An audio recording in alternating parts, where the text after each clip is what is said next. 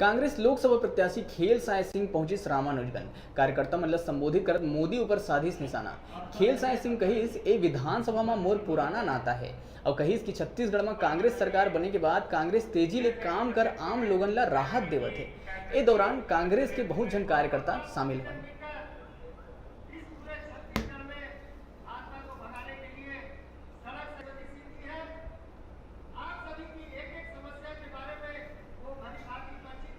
पहले मीटिंग थी हमारी और हर पोलिंग से 200-400 लोग आए थे। आज भी जैसे आदरणीय विधायक महोदय जी 2 दिन पोलिंग का बुलाए, 2-3 लोग हर पोलिंग से आए थे।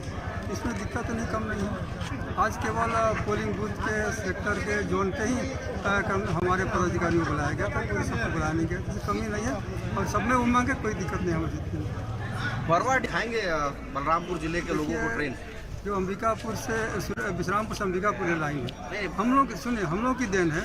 उस सभी में मैंने प्रयास कर रहा था बरवाडी लाइन पहुँचे, लेकिन 15 साल तक बीच में हम लोग का कोई भी सांसद नहीं बन पाए और जो बीच में रहे सांसद कर नहीं पाए। निश्चित रूप से मौका मिलेगा तो इसको हम लोग पूरा करने का प्रयास करेंगे।